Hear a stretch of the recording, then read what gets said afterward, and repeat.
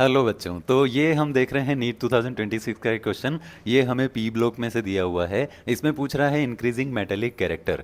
आप एक बात बहुत अच्छे से याद रखो, left to right metallic nature कम होता है, top to bottom metallic nature बढ़ता है। अब आपसे अगर यहाँ ये जो एलिमेंट्स दे रखे हैं इनका ऑर्डर अरेंज करने के लिए बोला जाए तो आपको ये बात पता होनी चाहिए कि ये होता है लिथियम, फिर है sodium, potassium, rubidium, caesium, francium. और जैसे ही आप राइट में चलोगे तो यहाँ आएगा बेरिलियम, फिर आएगा मैग्नीशियम, फिर आएगा कैल्शियम। अच्छा, इनको आगे कंटिन्यू करोगे तो यहाँ आएगा बोरॉन, फिर आएगा कार्बन, फिर आएगा नाइट्रोजन।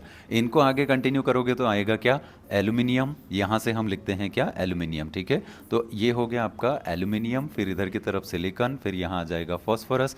अब इनमें अगर कंपेयर करना होता आप बोलेगे कि left to right metallic nature कम हो रहा है। सबसे ज़्यादा लेफ्ट में कौन है? तो वो है सोडियम, यानी सबसे हाईएस्ट मेटेलिक माना जाएगा सोडियम।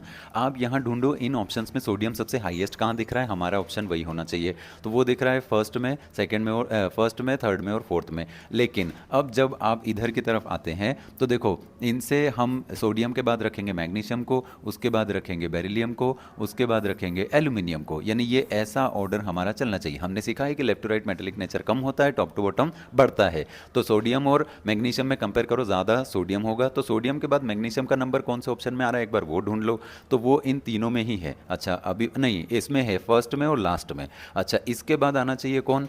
बेरिलियम। तो मैग्नीशियम के बाद बेरिलियम कहाँ दिख रहा है? वही हमारा आंसर होगा। वो हमें दिख रहा है यहाँ फर्स्ट में, और यही आपका आंसर है। Thank you.